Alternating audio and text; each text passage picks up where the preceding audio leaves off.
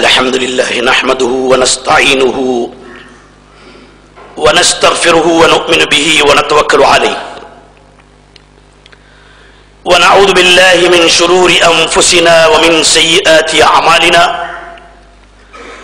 من يهده الله فلا مضل له ومن يضلله فلا هادي له ونشهد أن لا إله إلا الله وحده لا شريك له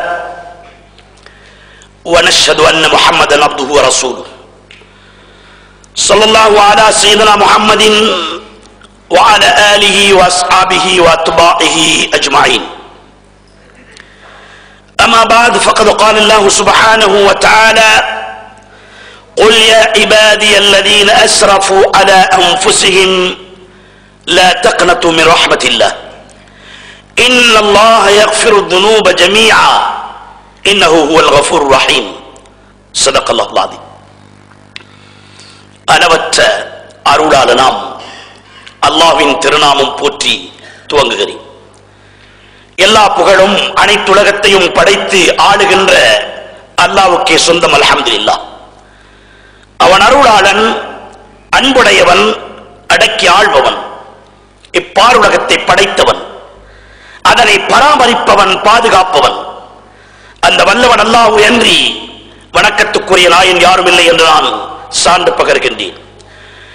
நபிகள் நாயகம் ஸல்லல்லாஹு அலைஹி வஸல்லம் அவர்கள் அந்த அல்லாஹ் தபாரக வ தஆலாவின் பரிசுத்த நல்லடியாரும் இறுதி தூதரும் ஆவார்கள் என்றும் நான் சான்று பகர்கிறேன். ஜனங்கள் வாழ வழி தெரியாது வாழ்ந்து கொண்டிருந்த காலத்தில் அண்ணல் எங்கள் பெருமானார் ஸல்லல்லாஹு அலைஹி வஸல்லம் அவர்களை அல்லாஹ் தபாரக வ தஆலா நேர்வழி காட்டியாக அண்ட சராசரங்கள் அனைத்துக்கும் அருளாக அனுப்பி அருள் புரிந்தார். அந்த உத்தம தூதர் ஸல்லல்லாஹு அலைஹி வஸல்லம் அவர்களுக்கும் அன்னாரை தங்களின் வாழ்விலை அணுவணுவாக பின்பற்றி வந்த சஹாபாக்கள், தோழர்கள், துயர்ந்தவர்கள் அனைவர்களுக்கும் தனது அருள் மழையை கியாம நாள் வரை அல்லாஹ் அவர்கள் மீது பொழிந்தருள்வானாக.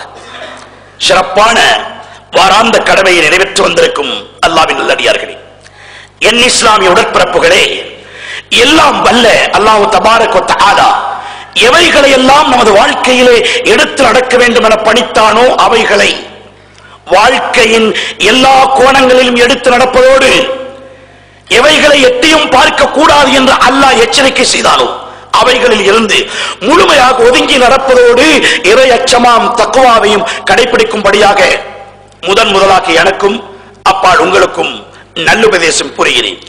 அல்லாஹ் தபாரக வ தஆலா நம் அனைவரையும் எப்போதும் எங்கும் அவனை பயந்தொழுகுகின்ற நல்லவரின் கூட்டத்திலே சேர்த்தருவானாக.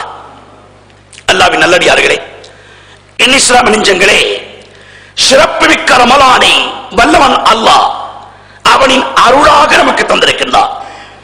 ரஹ்மத்தின் மாதம் என எல்லோரும் வர்ணித்து வருவதை நாம் இதுகால வரை செவியிலே கேட்டே வருகின்றோம்.